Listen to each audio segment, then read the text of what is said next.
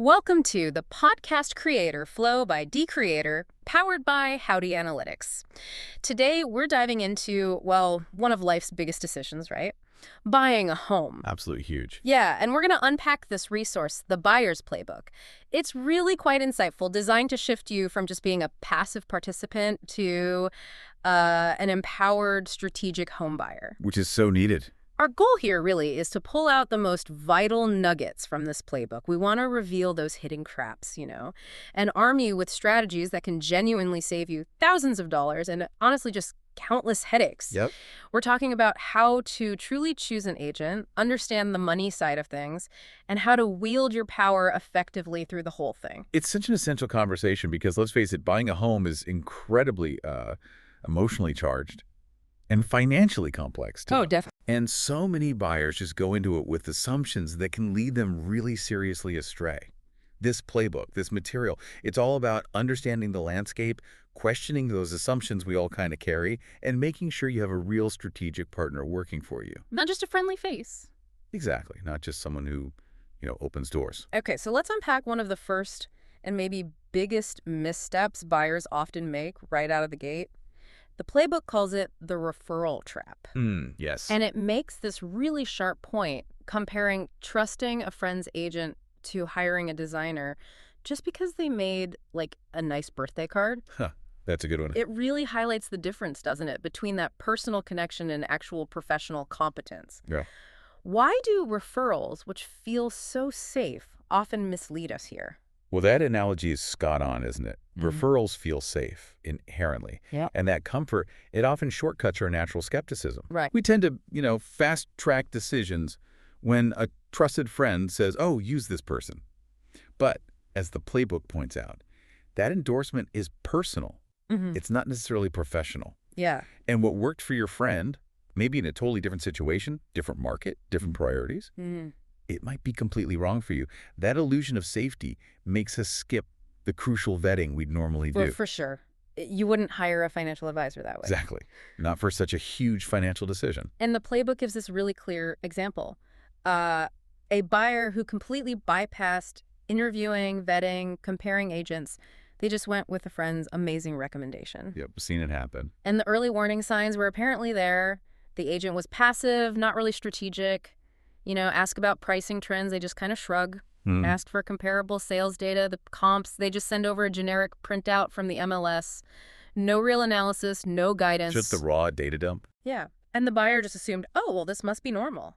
Like, agents just unlock doors and fill in the offer paperwork. But the cost of making that assumption was, well, it was significant. Exactly. And this really highlights a crucial point the material makes.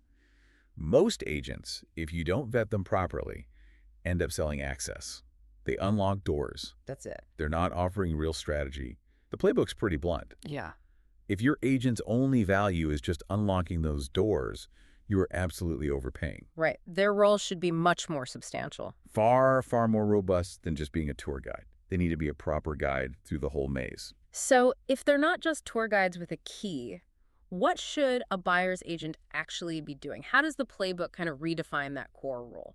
It's a fundamental shift in perspective, really. The playbook argues they are your strategist, your advocate, and your translator through what is a very complex process. Translator, I like that. Yeah, because their job is to protect your interests, first and foremost, in what's likely one of the biggest transactions of your life, helping you make informed, data-driven decisions, not just emotional ones.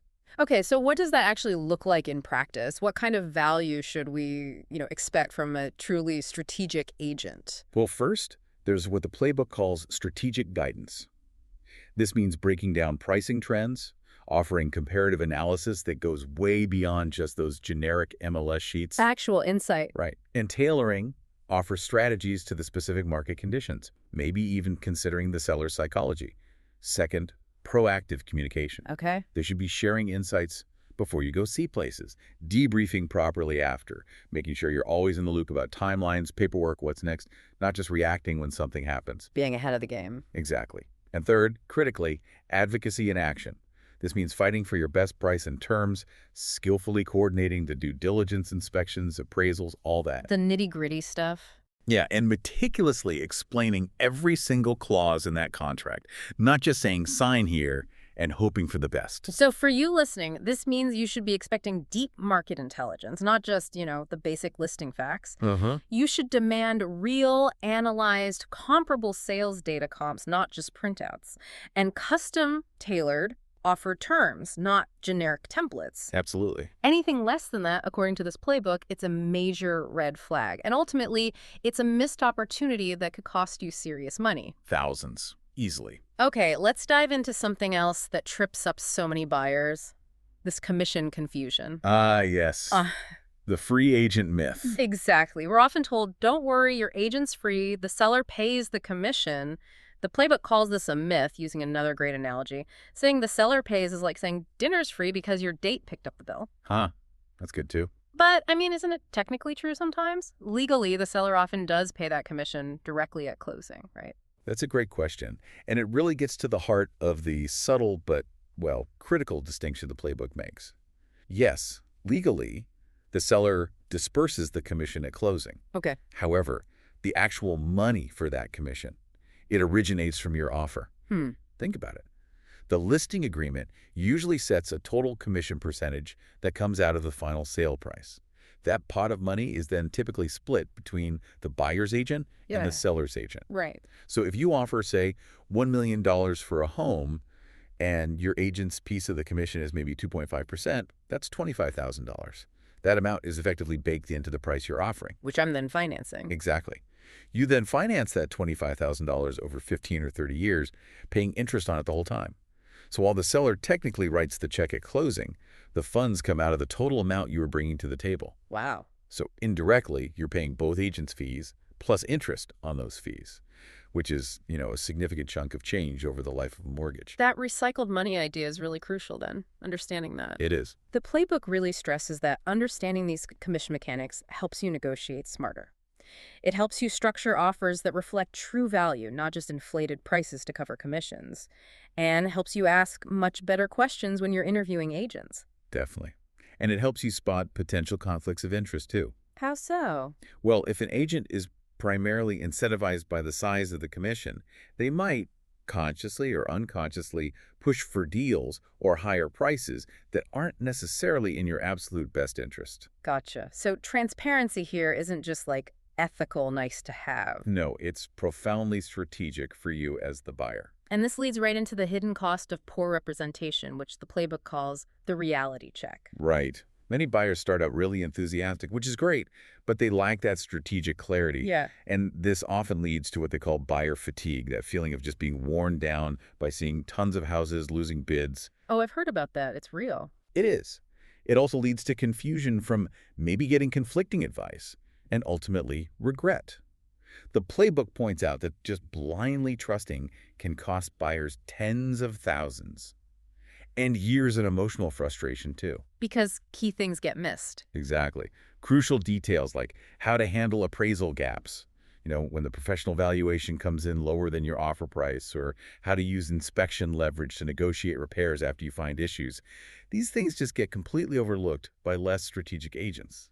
And the source gives a really compelling case study on this called the helpful agent trap. Ah, yes, the friendly but ineffective agent. Totally. This agent was friendly, super responsive, showed 15 homes over just 3 weekends. Seems helpful on the surface. Right, but provided absolutely zero pricing analysis, no strategic framework. The buyer lost 3 bidding wars and then ended up overpaying on the 4th just to get it done. Oh.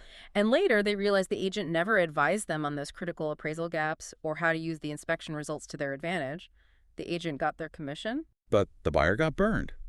They made emotional offers without the data to back them up. So for you listening, this really means demanding transparency on how your agent gets paid, understanding their negotiation philosophy. And, this is critical, asking about their offer success rate. Yes. Data beats charm every single time. That's what the playbook says. You need to verify these things, not just trust implicitly. It's too big a decision. Absolutely. Considering all this, it just underlines how important it is to take control right from the start, doesn't it? It really does. Which brings us neatly to the interview framework. Basically, treating agent selection like a serious job interview. Not just accepting a social favor, like that referral trap. Exactly. The playbook's insight here is key. Interviewing agents isn't rude, it's responsible. We're talking about a high-stakes transaction. It demands strategic thinking. Absolutely. And the playbook details this 10-minute interview system. It helps you quickly assess the key areas: their strategic thinking, negotiation skill, market fluency, and importantly, their ethical clarity. So what kind of questions are we talking about? Well, things like, how are you compensated? That gauges their transparency and confidence. What's your negotiation philosophy? That gets at their strategic depth. Okay. Can you walk me through your last 3 buyer wins? That assesses real-world success, not just talk. And maybe the most crucial one. Will you advise me to walk away if needed? Ooh, that's a tough one for some agents, I bet. It really tests their loyalty and ethics. It's about getting precise answers, not just liking their personality. And what about red flags during these interviews? What should you be watching out for? The playbook outlines several key ones. Be wary of vague answers like, oh, I just do what's best for my clients. That's not a strategy. Right, it's a platitude. Exactly. Also an overemphasis on speed. We got to move fast. Fast isn't always smart. Defensiveness about commission is a big one. Signals lack of transparency and maybe a lack of a documented process. If they can't explain their steps clearly, how repeatable is their success? Basically, confidence without clarity. That's a major red flag. That's a really powerful point, because the playbook then tackles this idea of the loyalty illusion. Yeah. Buyers often feel loyal just because they've spent a lot of time with an agent.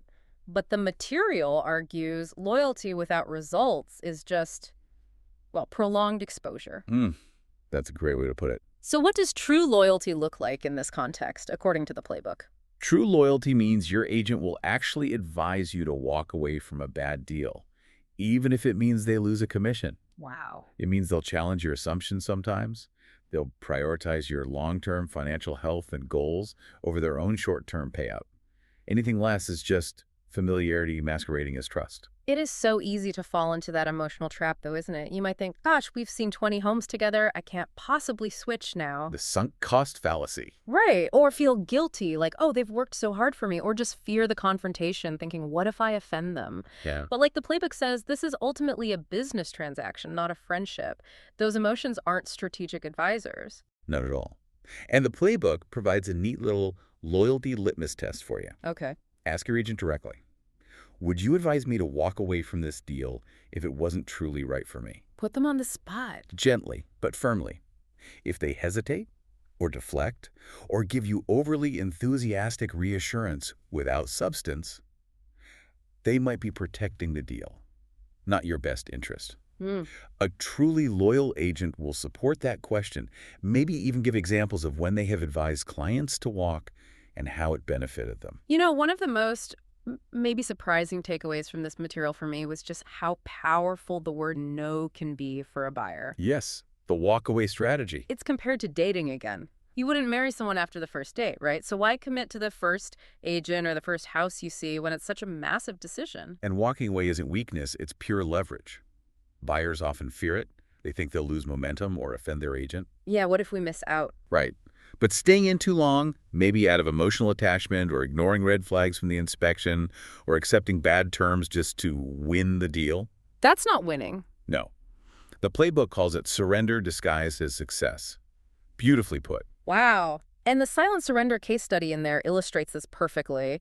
A buyer got rushed by an agent who was really pushing, this is the one, gotta move. High pressure. Totally.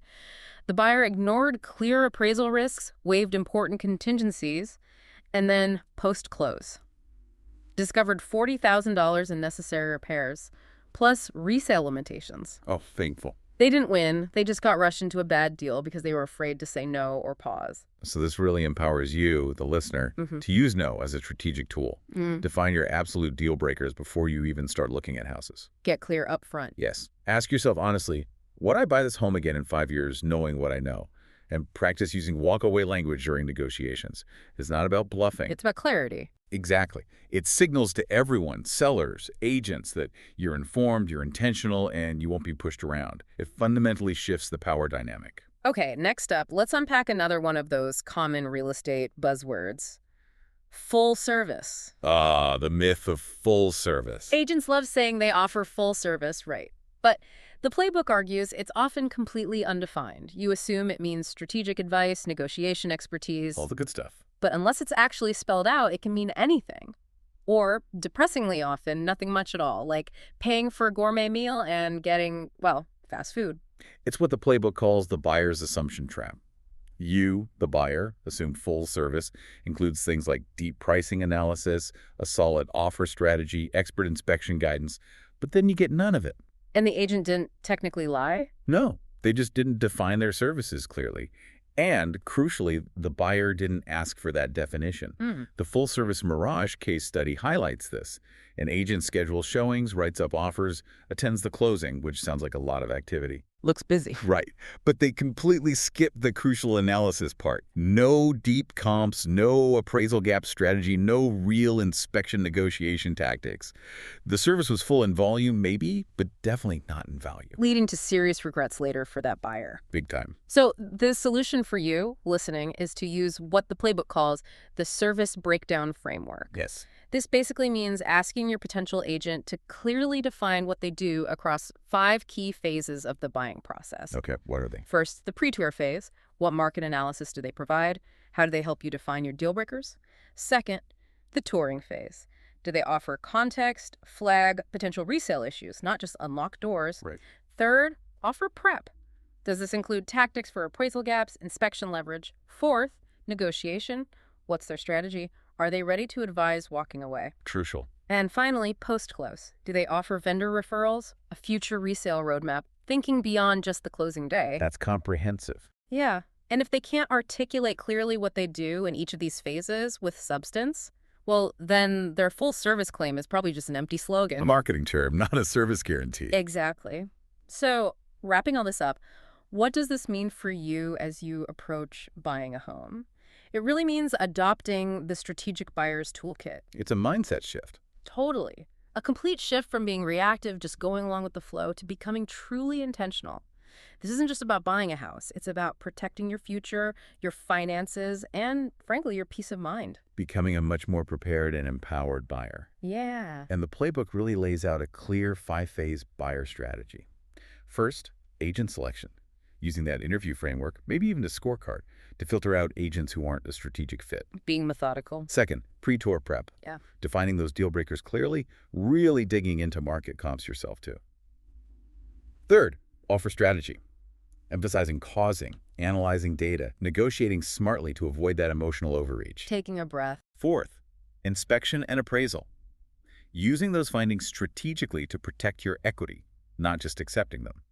And finally, post-close planning. Thinking about vendor support, maybe even a resale roadmap. The agent's value should extend beyond just handing over the keys. It's about becoming the CEO of your purchase. Exactly. The chief decision maker, not just a passenger along for the ride. The material even gives you these buyer's commandments. I love this. Yeah, they're good. Like, thou shalt not confuse loyalty with strategy. Thou shalt ask how agents are paid and why.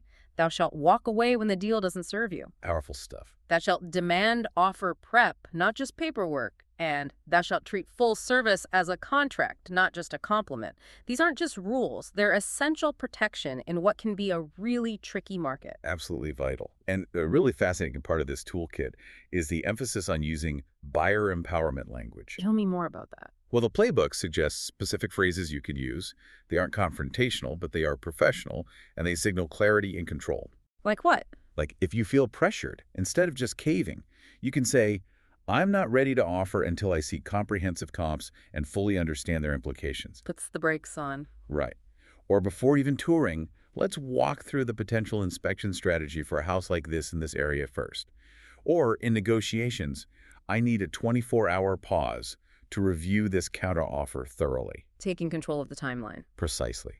Or even, I'm prepared to walk away if the terms don't align with my long-term financial goals.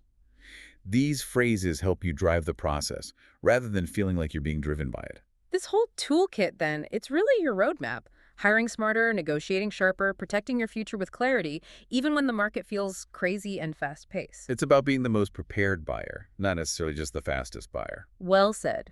So today, we've taken a really deep dive into the buyer's playbook, charting that course from potential confusion to real clarity. Yeah, we've uncovered how to avoid that common referral trap, what a true strategic agent actually does, the real truth about commissions, and how to harness that immense power of saying no. Mm. And most importantly, we've aimed to equip you with a strategic toolkit to navigate your own home buying journey with much more confidence. And just zooming out for a second, connecting this to the bigger picture, Yeah, it's so clear that real estate is far more than just a series of transactions, isn't it? for sure. It's about building a life. It's establishing roots, creating that sense of place. Every single step you take in this buying process is a profound investment. And your well-being, your financial legacy, your future, Yeah. you truly deserve partners who get your vision, agents who respect your boundaries, and tools that actually illuminate your path, not obscure it. That's really well put. So as you move forward, maybe you're making your first offer soon, or just walking through an open house this weekend, or perhaps you're deep in negotiations. Remember that your best assets aren't just your savings account. It's your insight, your willingness to advocate for yourself, and your commitment to finding truly strategic partnerships. Continue to use your voice, ask those sometimes uncomfortable but necessary questions, Don't be afraid. and never, ever settle for less than the clarity and the respect you absolutely deserve in such a pivotal life decision.